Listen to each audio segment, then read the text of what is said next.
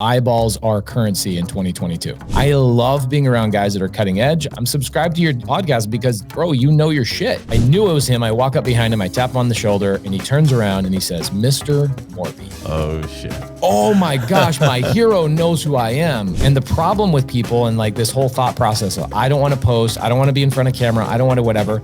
You're still in that phase where you have people that are being repelled by you. Amen. Hallelujah. That was me underneath, like as you were speaking through all that.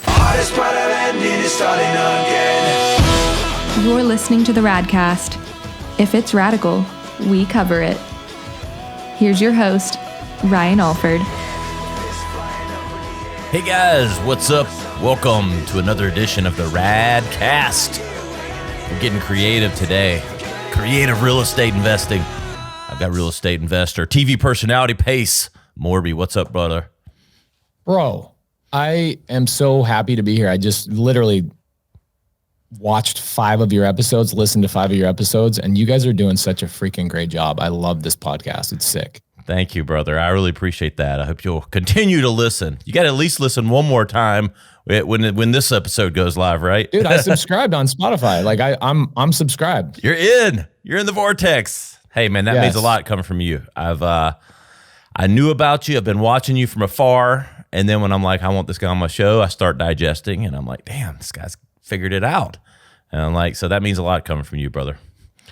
Thank you, man. The thing is, like, I want to be around other guys that are great marketers, right? Guys that know how to get eyeballs. And what we were talking about before the show is eyeballs are currency in 2022 and going forward, right? And people that don't understand that and are stuck on the conversation, like, how do I market? How do I get eyeballs? A question I get all the time is, Pace, how do I get private investors that will invest in my real estate deals? And I'm like, post content, talk about what you're doing, do some marketing. Oh man, but I'm afraid of like what people are going to think of me. Oh, okay, then great. You're definitely not somebody who's going to take my advice and run with it. You just keep second guessing yourself. So I love being around guys that are cutting edge. I love being around guys that have more experience than me. So subscribing to your channel isn't just because you've had some dope guests. I'm subscribed to your podcast because, bro, you know your shit. Hey, man, I like this guest. I like you already, Pace. I liked you before I met you. Now, like all the compliments, I'm like, yes, if I had my sound effects like I do on Friday, we'd be like hitting on them. But no, man, I appreciate that, brother. I mean, I've been doing it for 21 years and been blessed to work with some of the best and now interviewing some of the coolest, raddest people in the country, yourself included. And it's a passion and, but it's so true what you say, like people have this, I don't know, reflection of themselves that they're worried about what people think. But if you aren't putting yourself out there, you are so limited. It's not that if you can't make a company work, but a guy I like a lot named Dave Gerhardt wrote a book called Founder Brand, and how if you're not putting yourself out there, you're so limited. The tools and the availability with which to get attention are so great. To not be leveraging them because of some self-limiting trait is just limiting. Yeah, it's really interesting. One of the guys I look up to, his name is Robert Allen, kind of got out of the real estate space, but he was like an OG creative finance guy, right? So Robert Allen goes around the country, okay? Goes around the country. And this dude, like, this is before social media existed. This is some gangster stuff he did. So he writes a book called Nothing Down, right? So buying a house with nothing down. And everybody thinks, so you've got to put money down. You got to come out of pocket. You got to use blah, blah, blah, all that stuff. He writes this amazing book. The LA Times in 1987 calls this dude out. So they go, Robert Allen's full of shit, right? So they post this in their newspaper. And LA Times back then, like that's how people got all their news, right? LA Times, New York Times, all that kind of stuff. So what does he do? He's so gangster. He leans into this. And what he does is he goes, I accept your challenge. If you think I can't do this, why don't you put me to the test? So LA Times goes, okay, fly out to the LA Times. Come out here. We're going to link a reporter to you. And then we're going to have you guys fly to a random city. And you're going to show us in 72 hours that you can buy at least one piece of property without any money out of your pocket. And Robert Allen's like, this is the greatest marketing of all time. You guys are stupid. Thank you so much for amplifying my voice. So he goes to LA Times in LA. They give him a plane ticket. Back then, plane tickets were a real thing, obviously. You probably remember that. You and I are probably relatively, like you actually had a ticket, type of shit. Oh, yeah. So they fly him to San Francisco. They give him $100 and they go, you have $100 for food. We're taking your wallet. We're taking everything else. And you have 72 hours. So Robert Allen, this is the most gangster thing ever. The first thing he spends $100 on, he goes to a hot dog stand in downtown San Francisco, buys a hot dog for like $1, has $99 in change now. And he asks the hot dog stand vendor for a roll of dimes. He gets a roll of dimes. And at that time, also the phone booth, the phone. Yeah, dropping a dime, right? Like Sublime, some of the Sublime songs, like dropping a dime. So he goes and he starts calling realtors in the local area. And this reporter's documenting everything, right? And he doesn't get a hold of any realtors, but he's leaving voice messages all day long. It gets late in the afternoon. He decides, all right, reporter, we're going to go find some like hole in the wall hotel because I don't have really that much money and I got to get all the way through 72 hours. So they go find a hotel, $17 a night hotel. He asks the reporter to split it with him so he doesn't eat up his $100. Gets a call back from one of the realtors at 9:30 that night. Realtor says, hey, is this Robert Allen? Robert goes, yeah, this is me. How can I help? She says, hey, I got your message earlier today. I've got 2 pieces of real estate that my seller that I'm representing is willing to sell to you for nothing down and he'll finance you and you can just make payments to him long term. The reporter's like, this is bullshit. This is bullshit. There's no way you didn't preemptively know this person. So next morning they wake up, they go to the appointment. Sure as hell, Robert Allen signs 2 contracts where he doesn't come out of pocket to buy the houses. And the reporter says, oh my gosh, you did it, man. You did it. You did it. And Robert Allen says, what's next? Or no, I'm sorry. The reporter says, let's go home, right? Let's go home. I'll write this article. You freaking crushed it. And Robert Allen says, I'm sorry. That's not what's next. What happens next is I still have 54 hours to buy real estate. I'm going to go buy more real estate. He spent next 54 hours. He bought a total of 7 houses with nothing out of his pocket. The most gangster shit ever. Flies back. They do this LA Times article saying real estate investor takes the LA Times challenge and wins. And this one article gets him on stage with everybody you can imagine, right? Les Brown and Tony Robbins. And he flies around the country for literally 20 years. He's flying around the whole entire world because of one piece of marketing blew this dude's brand up, right? Yep. And so the point of me telling the story is, number one, marketing has always been the most important thing ever in your business and your journey. And if you didn't have Instagram, Facebook, TikTok, all these things back then, it wasn't going to stop the guys that were going to make it happen. Like they're going to figure it out no matter what, right? Exactly. And the second reason why I brought it up is because Robert Allen, after all of these years, is now teaching mindset, right? So he's not teaching real estate anymore because he said, Pace, 99% of people fail in getting into real estate because of one thing, and it's because of mindset, not because of technique, not because of their sales skills. Literally, they have mindset issues where they are like, I'm worried about what my mom thinks. I'm worried about what this person thinks. I'm worried about what my friends on Instagram think. So now he's teaching mindset because he's like, I could teach you all the real estate strategy in the world, but you ain't going to do shit with it because you're so self-conscious and you don't want to get in front of a camera and you don't want people to think any negatively about you. And it was the most powerful thing when I first met Robert Allen. This is what he says to me. So I just met him this year, right? This guy's like a gangster in my industry. And I have this event that I get invited to in Key West in January of this year. And I tell the guy, I can't go. I'm sorry. He goes, I want you to speak on stage. I want you to speak on stage about, your community and your Facebook group and all the things you're doing to build community in the real estate space. I'm like, I'm sorry, Tim, I can't go. A&E is filming tomorrow. I can't go. He sends me the dais. And who's on the dais to speak? Robert freaking Allen. Oh, shit. And I'm like, I got to go. I got to see this guy. You're going to go. I'm going to go. So I call A&E and I go, hey, I'm not feeling great. We need to push filming back a week. So we push filming back a week. I go out. I go to this event and I'm walking through the hallways. You know how it is. Like you go to events and you're kind of in the green room where all the speakers are and stuff. Yeah. And I'm bouncing around. I'm looking for Robert Allen.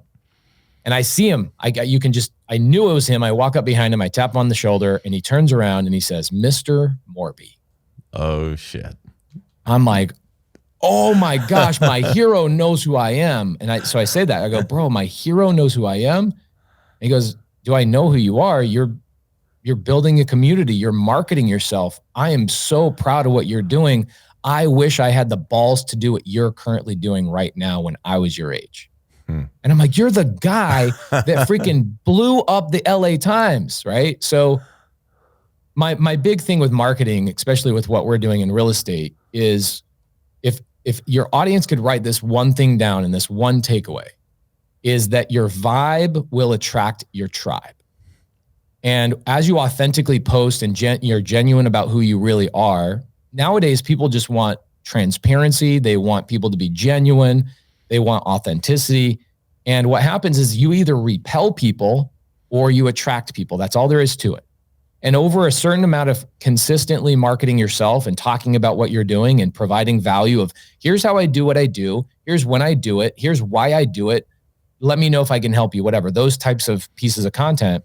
What happens is over a period of time, your tribe finds you and they then prop you up. And the problem with people and like this whole thought process of, I don't want to post, I don't want to be in front of camera, I don't want to whatever, you're still in that phase where you have people that are being repelled by you. And you are conscious, you're so subconscious and self-aware of that you're not realizing that is the greatest filtering mechanism ever. Those people need to leave you. You need to repel them. They need to leave your brand. They need to leave whatever you're doing so that you can attract the people who are your real audience. And you got to do it consistently and not be a sissy about it so that you can actually leverage that audience to do the things you need to do.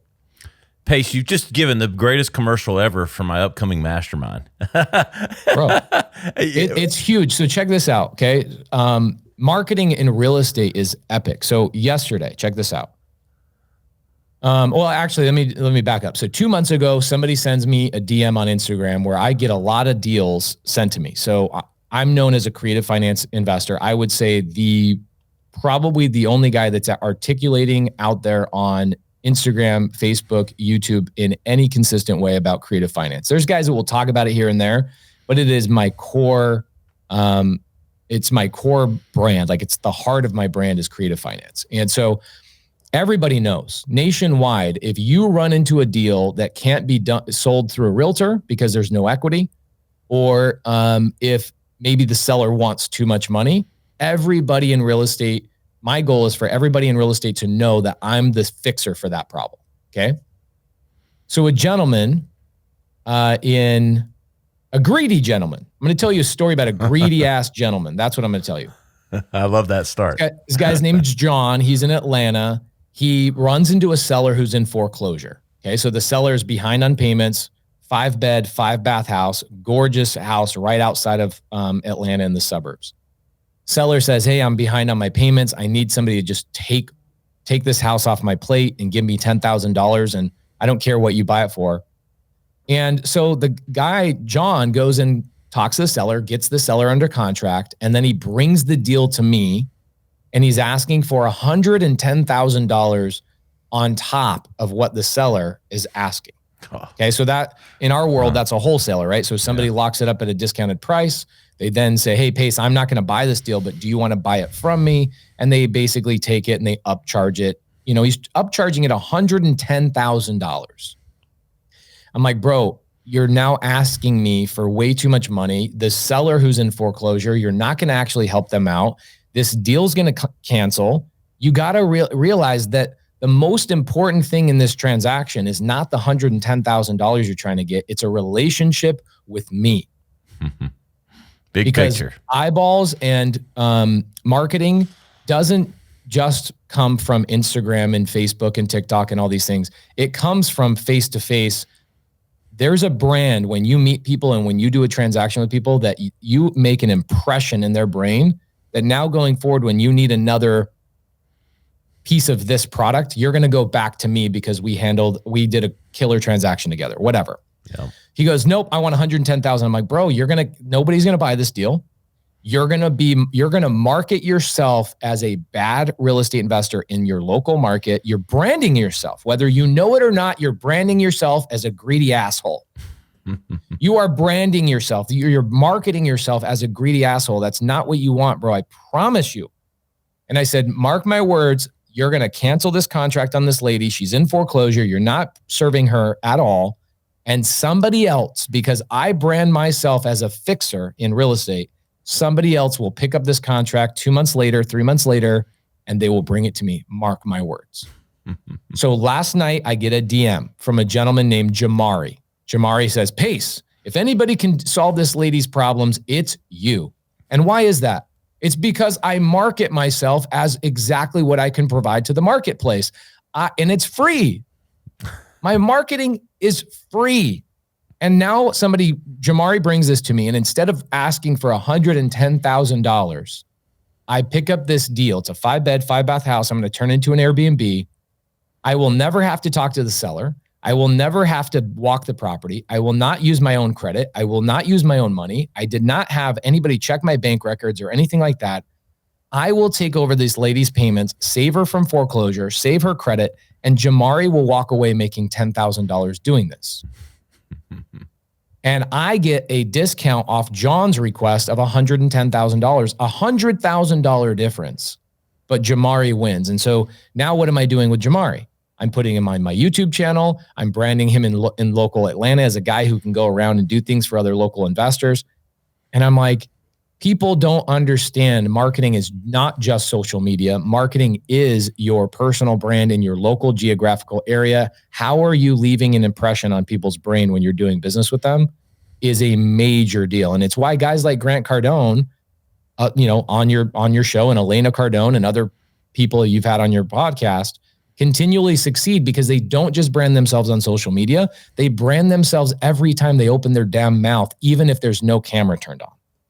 Absolutely. Unbelievable.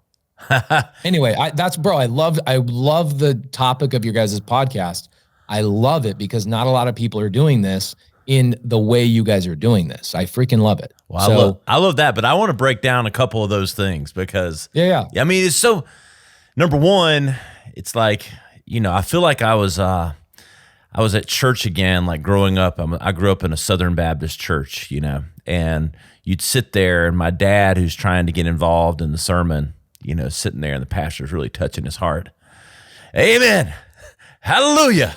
That was me underneath, like as you were speaking through all that. I wanted to give you some amens, some hallelujahs, and some praise the Lords, as the old Southern Baptist. But you nailed it, man. I mean, I don't know why people have such a hard time getting over that. And that's why my good friend and I, Andy Murphy, who is he doesn't like calling it mindset, but he's brilliant in all the ego stuff and getting under it. I call him a brain engineer.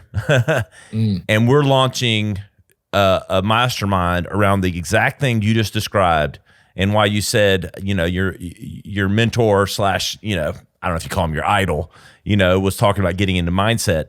But we're doing brand and brain engineering, because I can teach you all day on all those principles you just talked about on marketing. But if your brain isn't in the right place, you'll never enact upon them. So you can go take all these classes and all this stuff, and we're calling it the radical formula. So amen on all of that, because it's the biggest problem now is everybody can go learn all these things, but if you don't get out of your own way, you're never going to put it to action. And you ever seen those movies where like somebody's in a prison cell and the guards like throw the food on the floor in front of the prison cell, and they have to like reach through the bars and grab the food? Oh yeah. So like imagine your audience, right? And the people that you guys are basically liberating from their mindset issues. And I know your partner doesn't call it mindset issues, but the audience probably recognizes it as that. So imagine if you're the audience listening to this and everybody's trying to feed you, right? We're trying to give you technique for real estate, technique for marketing, technique for all this stuff. It's kind of like throwing food in front of you while you're in a prison cell. Like you're going to have to reach through your own prison.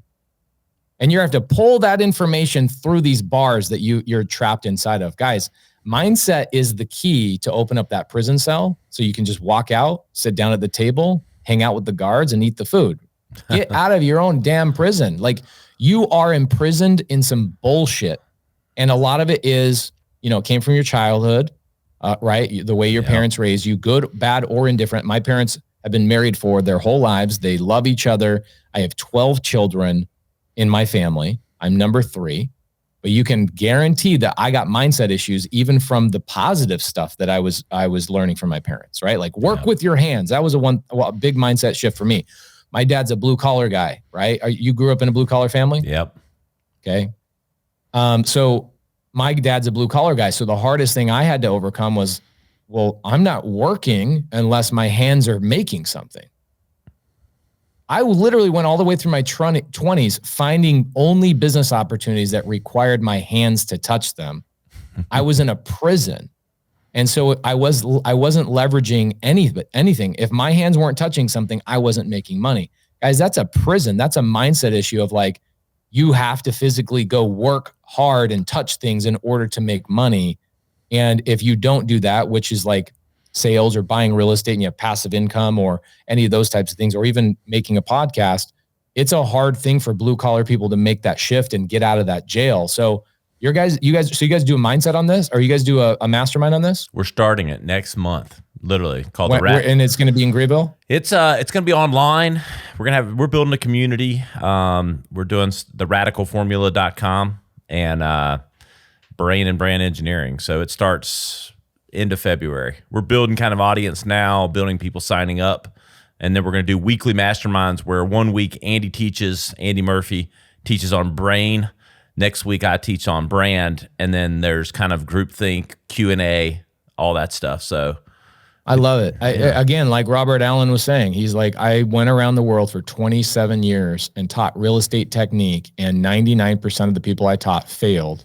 And it wasn't until I was older and more mature that I saw the patterns all led back to the mindset stuff. So the fact that you guys implement mindset in everything you're teaching it's what nobody else is doing, but it's what everybody should be doing. I appreciate someone as smart as you recognizing that, because that's exactly what our premise was. Because I was like, there's a million people talking about marketing. There's a million people talking about mindset. Andy and I are, I think, at the top of our game of those two things, and I've done it for the largest brands in the world and not just myself.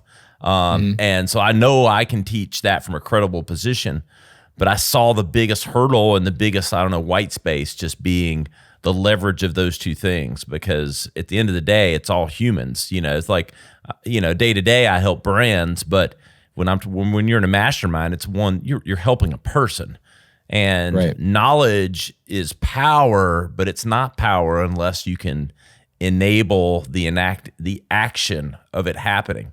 And so we think we're going to... I say it's the difference between interesting and important, right? So like the information you give somebody, if they are in a prison of their own mindset issues, basically everything you're giving to them, it might be gold nuggets. They might be filling up their yellow pad, and they might be filling up everything with all the techniques. But in that moment, it's only an interesting piece of information. It's not important to them because there's no way they're going to apply it and actually get traction in their business or in their life. And so what I like about you, like, think about this, Les Brown, like one of the greatest speakers of all time, is a mindset guy, right? Like through and through mindset. And he generalized it in a way that it could apply to anybody, but that also can be a problem. And I'm not criticizing Les, but what I'm doing is I'm saying, I'm giving you as a compliment in the sense that you guys are utilizing the mindset piece and then bringing it together with the technique. So you say, look, we get out of the prison. Now here's the step, right? Now the technique that we gave you, that really interesting information we gave you, now becomes important to you because you can now apply it and actually see a change in your life. Bro, that's what I mean by, you got people talking mindset, you got people talking technique. People really need to integrate those two because they're nothing without each other. Absolutely. So talking with Pace Morby, real estate investor, TV personality, I do want to talk, Pace, about some of your techniques. We've talked about them a little bit through this, and I really love all the setup in the brand and how you've built it. But let's talk triple digit flip a bit. How did all that come about? You've been building your brand and obviously built this opportunity, but I dig in, watched a few of the shows. definitely have it on my YouTube TV save list now. So let's talk a little triple digit flip. Dude, it goes back to marketing, right? Back to your podcast. So how did we get the TV show? A lot of people, bro, check this out. A lot of people submit their ideas to TV networks that are like fix and flippers or interior decorators. When you get the statistics of how many people are trying to get a TV show by physically making an effort to get the attention of a TV network, it is thousands and thousands of people a year, to the point where the networks can't even physically go through all the reels that they get sent, right? We got a TV show by A&E reaching out to us and us actually saying, I don't know if that's a good brand play for us. Maybe the answer is no. Convince us. And how did they reach out to us is because we got past the mindset issues of marketing and we started branding ourselves by doing one thing. How do I provide value to the common man who's like, I don't know how to get into real estate, and showing them through a very, very easy process. So on my YouTube channel, I have a series called The Real Deal. I've been doing it for a couple of years. And all it is once a week, I go to a physical property that I really own. I give away the address. I go, hey, look, there's a lot of guys that are teaching you how to do real estate that probably don't even own real estate. But I'm going to give you the address. You guys can pull up public record and see this. Here's where I got it from. Here's the recorded call of us contacting the homeowner the first time. Here's us closing the seller on the 17th phone call. Here's the software we use to do the follow-up. Here's the lender I use to purchase the house. And I literally go through the whole process and I give away all the goods like in 20 minutes per house, right? And Jamil and I are on the TV show, Jamil Damji. For any of you guys who don't know who he is, look him up on Instagram. It's at @JDamji, JDAMJI. And him and I are not partners. We're actually competitors in our local market. We fight over the same houses all the time. But I'm a Pisces, and so like my blood wants me to just go make friends with everybody. And so I'm like, bro, I want to be friends with you. He's like, okay. And it was really weird for him for a year. When we speak on stage now, he talks about how he had to fight his natural instinct to not want to compete with me on every little thing in order for us to collaborate. And he's like, I had no idea it was going to lead to a TV show and us making millions and millions of dollars together in real estate and all sorts of things. But what ultimately happened is I reached out to Jamil because I kept competing with him on all these properties. And I go, bro, let's just collaborate. Let's buy one together. And he's like, okay, what's in it for you? I go, a friend, bro, a friend. And you brought up like you and your partner building community. To me, community mindset's number one, right? Having the right mindset. And then 2, community is number 2, the most important thing. And then 3, technique then can find its place, right? You have to have other people that are at the same level as you in order for you to continually grow. And then you've got to have people around you that are continually supporting you and all that kind of stuff. You get that. Everybody understands that. It's all common sense. And so I go, bro, what's in it for me is we're just going to become friends. So him and I both we both run into a house in Central Phoenix and we're sitting there bidding each other up. And I call him up. I go, hey, asshole, why don't we just buy the house together instead of bidding each other up? So we buy the house together. I make a YouTube video out of it saying, hey, this is my brother, Jamil. We compete in town, but on this deal, we decided to collaborate and see what happened out of it. And A&E was like, we freaking love that. They saw the YouTube video. They reached out and they're like, we want that. We want people that are collaborating with each other. We don't want this whole cutthroat industry. Like, we want to change the game. And so they courted us for 3 or 4 months. And they had 16 other people they were talking to about the TV show. And I'm like, hey, if you guys are talking to 16 other people, it means that you were not very special. So let us know if you end up choosing us, but we're going to kind of go and do some other things and work on some other stuff. 2 weeks later, they go, all right, we want to do a pilot with you. And we go, we don't have time for a pilot. We're not these guys that are doing one flip a year. Like, we are both running multi-million-dollar real estate businesses. We don't have time for a pilot. So they go, okay, well, do us a favor, stand in front of a white wall and film each other with a camera. And we want you to read a Rocket Mortgage like fake commercial. We want you to read a Lazy Boy fake commercial. And we want you to read a Capital One fake commercial and just kind of see how you guys are on camera. And we're like, that's some low level stuff. Why don't we? So Jamil and I scripted and costumed ourselves. And we were like dressed up as astronauts and all sorts of cool stuff. And we did this all within like 3-4 hours, edited it all, sent it over to them. And they were like, how did you guys already have these commercials made before we even asked you to do this?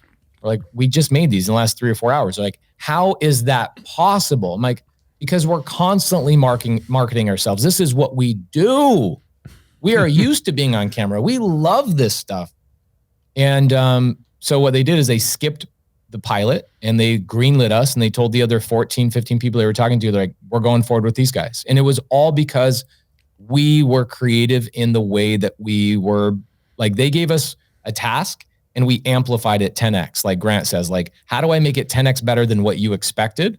And we got a TV show out of it. And now it's a big brand play for us, obviously, like showing people, hey, yeah, we can fix and flip. But also now I'm getting private investors that are calling me, and I've got employees that want to work for me. And I've got brand deals. We did a Dawn commercial. Like, never in my life would you have told me I was going to do a Dawn dish soap commercial. And bro, this came from just getting out of my own way and posting on Instagram the things I was doing. And I call it I call it the Clint Eastwood strategy. Because people are like, well, what do I post? And I go, it's Clint Eastwood. And they're like, what are you talking about? I'm like, great, best movie Clint Eastwood ever did was the good, the bad, and the ugly. You post the good, you post the bad, and you post the ugly. Like, I got my ass kicked today in my business. I lost $10,000, and here's why that happened. And here's the lesson I learned. Not everything has to be glorified in front of freaking Lamborghinis. Like, you can freaking show people authentic, genuine stuff that's going on inside your business, and they actually appreciate that more than the bullshit. And that's what we've been doing for the last several years. And we got a freaking TV show out of it. Hey, and now you got attention, more attention. Hey, you built your brand, you got attention, and now you're on TV getting even more attention, which becomes leverage, my friend. Well, check this out, bro. So you get Elena and Grant on your show, right? That's amazing move for you. And those, amazing relationship that you built with them, and you did a phenomenal job. I've listened to them a lot. I've looked up to them a lot, and your interviews were just about as good as anyone I've ever heard interview them, if not one of the best. Okay. Great job. It was a good brand play for you. 3 years ago, we reach out to Elena and Grant all the time. Hey, we want to interview you. We want to do this with you. We want to do this. I'm like getting into their world. I'm becoming friends with their pilot. I'm working on my pilot's license. So I'm trying to build a relationship with their pilot. I'm trying to get in the back door. I'm trying to do what Grant says all the time. Like, yo, if you're not invited to the table, then sell the water that's served at the table, or be the guy that serves the water at the table, but somehow figure out how to get a seat at the table. Right. Yeah. So I'm trying to build relationships with people in his industry. I'm sending people deals on his team that are looking for multifamily stuff. I'm like, yo, tell Grant Pace sent this. Tell Grant Pace sent this. Bro, I could not get this guy's attention anyway. I didn't have the right leverage to get his attention. The second we get a TV show, now I go into a room with Grant and Elena, because we're in kind of the same circles. I'm nowhere near their echelon, but our elbows touch as we're passing in the hallway, right? Yeah.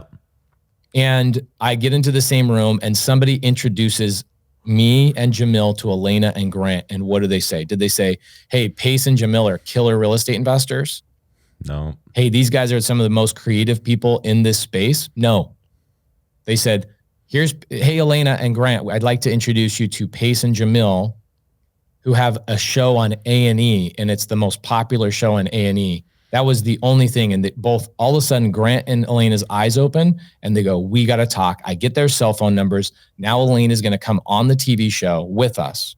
Bro, it's leverage. Absolutely. It's leverage. It is.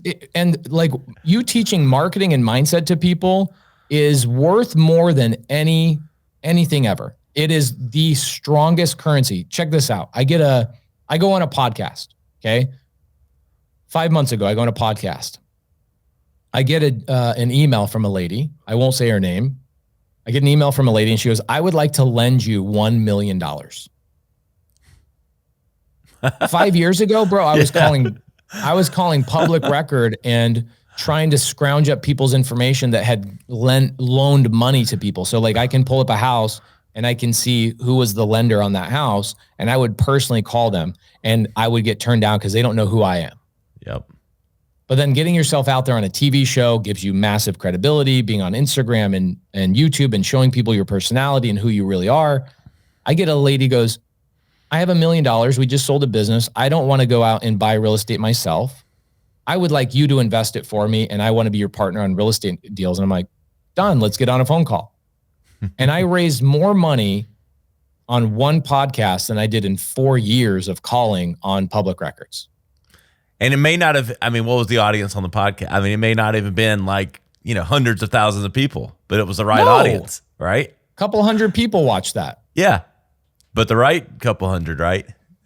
And the tough thing about marketing too, of like building a brand and getting into real estate, because here's the thing also with real estate is I could buy $1 million of real estate, no exaggeration, every single day from what source? Zillow, MLS, realtors? Yeah, maybe.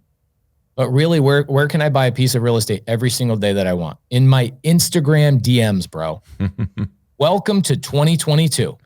Yep. I want a piece of real estate. I want somebody to let me take over their payments subject to. I want somebody to sell or finance a deal to me. DM me.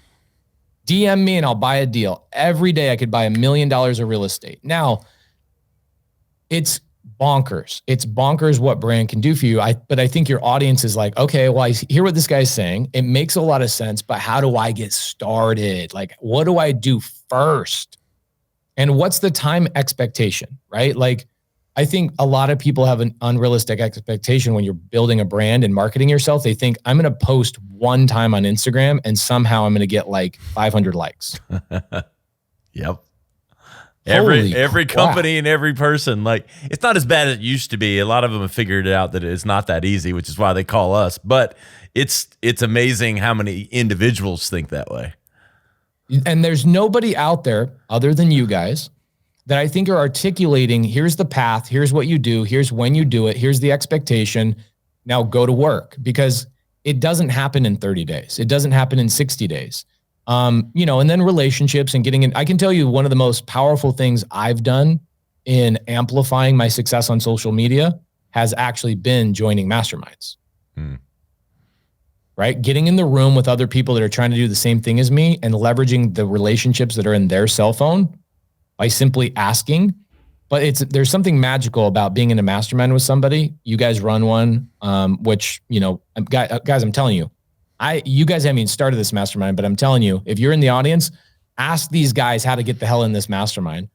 Because the thing you're going to learn is obviously mindset. You're going to learn marketing. You're going to learn all the things that will make you millions and millions of dollars.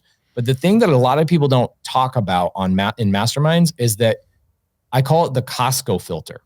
Okay. So we both know what it feels like to go to Walmart, and we both know what it feels like to go into Costco. Is there a noticeable difference in the quality of the food, the quality of the experience, the quality of the customers? Literally, the people you're rubbing shoulders with in Costco are different than the customers you're rubbing shoulders with in Walmart. Do you agree with me on that? 1,000%. Best analogy. What's the best difference? Analogy I think I've ever heard. And I'm an analogy What's guy. the difference? It's a $99 yearly subscription is the difference. It's a $99 filtering mechanism where they filter out the people that don't want to invest in being in a better environment than the people who do. And for me, I'm like, $99, that's it? Dude, charge me $1,000 a year. First off, I'm going to save more than that. But it's the people that I'm around. It's the experience I'm in. It's the environment. It's everything. It's the full entire deal. And a mastermind, the most important thing for me is I go to a mastermind, whether it's digital or in person, and I walk away and I say, how can I leverage just one person's cell phone contacts out of that room? And then I go back to that mastermind a month later. I go, all right, next person. All right, next person, next person. And then you've got one of the strongest Rolodex in the entire industry because you joined one freaking mastermind and leverage other people's cell phones. Bingo. Community. It's the community aspect. It's the community aspect. That's the reveal. Like you got this box in front of you, open the prize, and you think, oh, I'm going to get knowledge. And no, what you get is access to the community. Ding, ding, ding. Somebody said this the other day, and you'll agree with this. If technique and information was all we needed, then we'd all be skinny, healthy, and wealthy. Yes. Yes. But it's not. The technique is great. The information is great, but the access to higher level people and community and unleashing your mindset is where all the big bucks are. Yep. And that's what I tell people a lot is I don't say it's not the statement of it's not what you know, it's who you know. It's the combination now of 12 things. And it's the compounding interest. And that's one of my principles in how I teach marketing is the compounding interest. You'll appreciate that from a real estate perspective, but I think of it more as brand interest, attention interest. Compounding interest of personal branding is one of my core lessons. That's a freebie. But it's the combination of what you know, your mindset, and who you know, on top of like 10 other things. It's like that's the secret sauce. Everybody thinks the secret sauce is one thing or two things, but that combination of community and the people that you rub shoulders with, on top of the knowledge, on top of the mindset, is the superpower. You know what's interesting? So I've got a good buddy in this industry. His name's Jerry Norton. He's got a big YouTube channel. He's an awesome dude, and Jerry is constantly reaching out to me and asking me for contacts. This morning, I introduced him to another buddy of mine named Jory Alston. Most people in this podcast won't know who either one of these guys are. But what's funny is Jerry is constantly telling everybody in our industry, Pace is so connected. Pace is so connected. Pace is so connected. Pace is so connected. Everybody likes Pace. And I'm like, you know what's funny, Jerry, is literally you are in the same mastermind as I am. And you're asking me to connect you with people that are also in the mastermind. The difference is you joined, but you missed out. You thought it was for the technique. I leveraged the community, and now you who are also in my mastermind are like, hey, can you connect me with this person? Hey, can you do this with me? Hey, he texted me this morning, he goes, bro, you just made me $1 million by this connection from 2 weeks ago. I was like, oh, let me give you another guy. Okay, so like community is insane. And what's funny is two smart guys, Jerry Norton and myself, part of the same mastermind. I leverage the community and he leverages the information. Who has more value? I have more value. And so because you're getting both. When you join a mastermind, that for me, I'm buying relationships. I open the door and I'm buying relationships. And my price that I paid to be in that mentorship or that mastermind was my Costco filter. It was, I know you're also a Costco member because I'm in the same building as you and I can trust you. I know we're both going to get some samples today. I know you're not going to cut in line up with me. We're all on the same page. Yep. So community is huge. And I'm getting those pita chips. I might try to get 2 samples, even though you're only getting 1, because I like those pita chips and I like that that caramel corn that I have no idea what they put in it. There's crack in it or something. But I don't know. Do I go to Costco hungry? Never go to Costco hungry, bro. Oh, dude, that's a bad move. Yeah, I come home with 7 months worth of hot dogs, 3 years worth of steaks, and stuff that's somehow going to go bad before my kids eat it. Dude, and Costco is another genius marketing mechanism. It's like the lost leader of the hot dog of $1.50. Meanwhile, inflation's jumping at 10% every year, and they still sell a hot dog for $1.50. Amazing. And somehow I have 37 months of paper plates underneath the cabinet that we have no room for. And my wife's like, why do you buy that? I'm like, I don't know. I'm lured in at the cost per unit here. And, she's like, we don't have any room for that. We live in a loft. Have 4 boys, so you guys will go through it all. I know. Speaking of boys, speaking of family, I'll be honest, like your brilliance and your technique and your personality, which I had a feeling we were going to jive, and we've done more than just jive. I feel like you're like a brother from another already. But the family, I was like, dude, you talked about it like on your YouTube intro. You're like, I talk about this stuff, but family's it. And I was like, damn, I like this guy already. Like family means a lot to you. I want you to talk about that a little bit. It's interesting. Like I think the world is changing a lot where family is not talked about as much, right? It was like in the 1950s and all the way through the 80s and stuff, like family was the core of the household. And that's changed. Like people started realizing like, I can like other things. I don't have to have children. I don't have to, get married. There's people that are out there and that's what they truly enjoy. And they want to go pursue those beliefs and all of that kind of stuff. And I have people that work for me that are like, we legitimately don't ever want to have kids, right? All of that stuff is great. And I love it. But for me, bro, like I grew up with 12 kids. It is where the majority of my joy comes from. And I know as, a proud father of 4 boys, it's where the majority of your, joy comes from as well. And what really the goal of a family man is it's not about paying my bills anymore. It stopped being about paying my bills and taking care of my family a long time ago. What it is I want to give my children opportunities and put them in positions that I never had. Like I had to bag groceries and I had to work with my hands and all that kind of stuff. So now it's like, how do I teach my children to work with their brains and work with their mouths before, they even turn 18? Everything comes back to that for me. And what's fun about it is that I then attract other people that's their same core belief is like, I want to be a happily married dude with a very healthy and, wealthy family.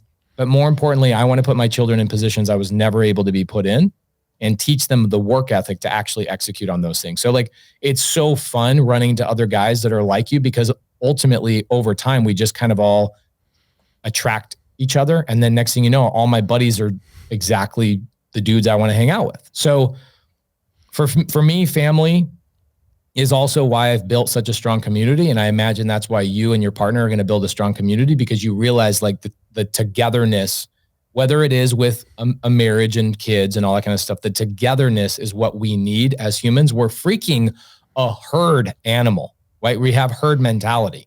So regardless of what you want, whether it's being married, not being married, you want to have cats, dogs, no children, whatever, it doesn't matter. No matter what, at the end of the day, we all need and crave the unity of a herd.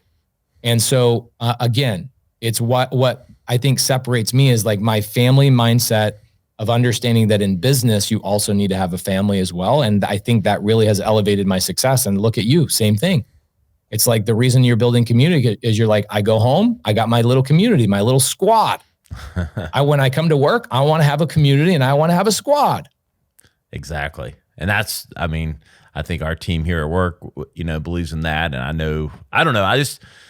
I didn't know that I was going to be that way. I didn't grow up with 12 siblings. I had one sister, but then, I'm married the second time, and the first time didn't go terribly. We just weren't compatible. We had 2 kids, and then now we're the Brady Bunch. I have joint custody with my 2-year-old and 4-year-old when my wife now met. She had a 2-year-old, so we brought 2 2-year-olds and a 4-year-old together. We've been together 9 years now, so it's all they've ever known.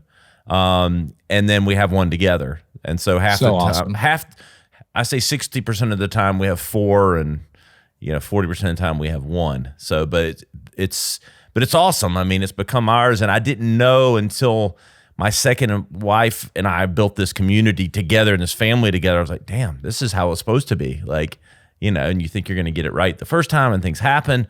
But now it's like the core of what's important to me. And it doesn't make me any less ambitious or like, but we're building a company also that lets our people put family first too. And so 100%. And it's resonating, and we're still able to be successful and driven and all those things. But I don't know. I just think it's important. It's critical. It's 100% critical. And it's so important to me that I crafted a life that allowed my wife to be around me. Like my wife's on the TV show with us. She's our realtor. My wife sells my houses for me when we're doing fix and flips. And could I hire another realtor and just have my wife, be a housewife? Sure, I could do that. But I crafted a life that my wife and I get to talk multiple times throughout the day. I get to be around my wife as often as I possibly can. I can work from home and still be able to get work done instead of being on the phone. Like my wife and I had a conversation last night. It was like, hey, let's watch a movie with the kids. Real quick, I got a question about this listing that I'm putting up, blah, blah, blah, blah, blah. And it was all in the same sentence. And I was like, this is so great. Like we're hanging out with the kids. I'm working at the same time. Like I've blended the best of both worlds together. And so family for me is critical. Obviously my upbringing, but also going forward, like you need the cornerstone of my life. I also, as a Pisces, we have this weird thing where we have to have our foundation taken care of before we leave the nest and go out and conquer worlds. And so for me, the foundation of my world, same thing as you, is my family. Yeah. It allows me to go and leverage, my superpowers out in the world, knowing that everything is safe at home. I'm jealous of that because my wife is in the school system. She's an assistant principal at a middle school. And if anyone deserves an award the last few years with everything that's been going on, it's anyone in the school system, or at any time in life, really.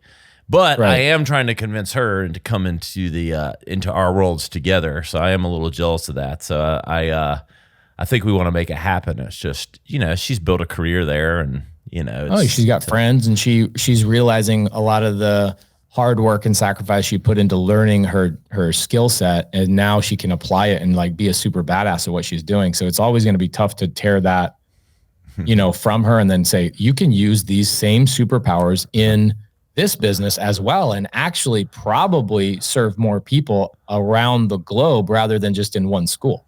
Exactly. So I'm chipping away at it. We'll see how it goes.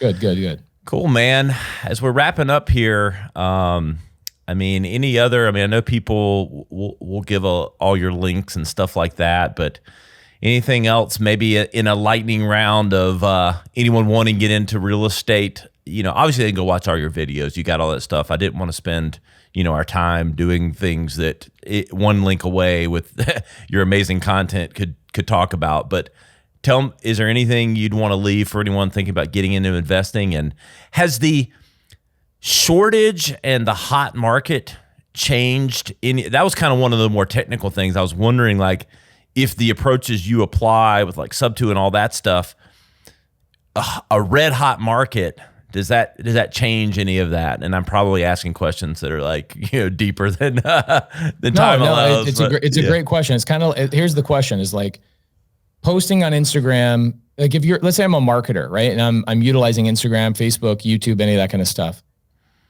to talk about my product, whether I'm a company that sells LLCs, whether I'm a company that sells plumbing, whatever it may be. If I'm leveraging social media and then Instagram goes, you know what, we're not going to really push Instagram posts anymore. We're going to start pushing Instagram reels and like short form content. It doesn't mean Instagram doesn't work. It just means you have to adjust your the way you're posting accordingly, right? Yeah. So it's the same thing in real estate. We are buying just as many deals as we were before.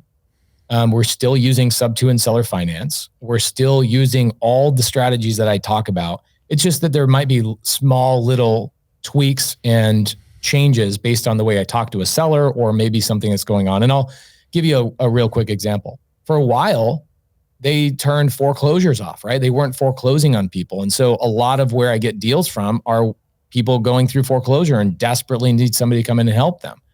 So for a while, we started going after a different set of data. So foreclosure wasn't really a great data set for us for a year and a half because people are like, yeah, I know I'm in foreclosure, but the bank's not going to take my house because there's a moratorium on foreclosures. Okay, well then we started going to houses that are just falling apart and are on code violation lists. So people that had a violation from their city because they have a broken window or abandoned cars in the front yard, we started focusing there and we bought just as many houses with sub-2 or seller finance. It's just, you got to tweak your strategy of how you're finding the houses and maybe what the pain point is that you're trying to solve. But we're still using all the same strategies to buy and own the real estate. The one thing that has changed big time is how much money I make. Like, we made $10, $15 million last year just in appreciation. Wow. Just in appreciation, properties going up. It's like, whoa, my net worth went up, whatever a dollar amount is, $10 to $15 million, my net worth went up just because I have properties sitting there gaining appreciation.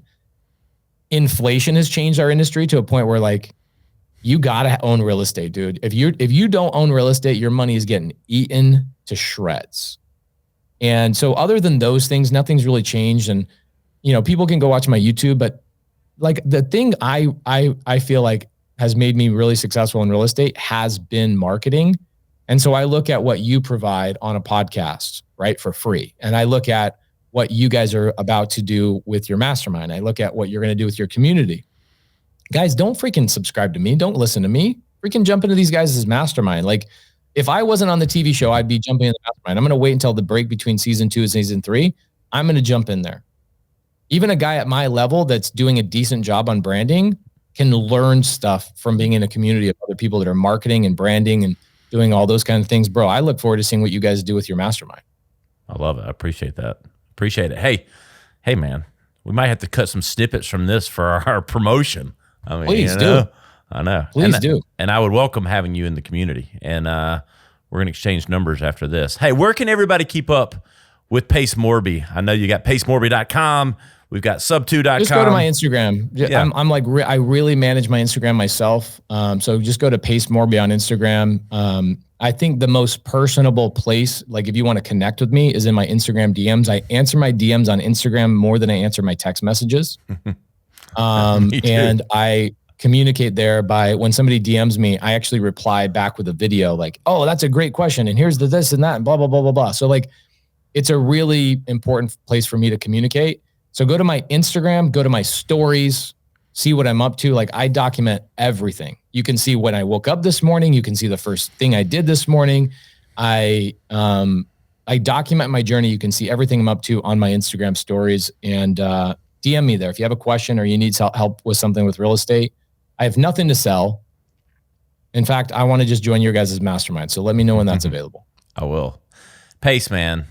I'm not just saying this, dude. It might be this is episode like 230 that we've recorded. This might be my favorite. I mean, you're that dude, man. Pisces, whatever the hell you are, just a likable guy. And thank you, man. And I appreciate your time. Everybody go watch Triple Digit Flip on A&E. Sundays and Mondays, right? They get that right? Sundays and Mondays. Hey, I love it. Go follow Pace Morby on Instagram. Hey, guys, you know where to find me. I'm on Instagram, TikTok, Facebook. Just look for Ryan Alford. You'll see me at the top of the list. You know where to find me. And hey, DM me as well. I don't know if I do videos every time, but you know where to find me. We'll see you next time on the Radcast.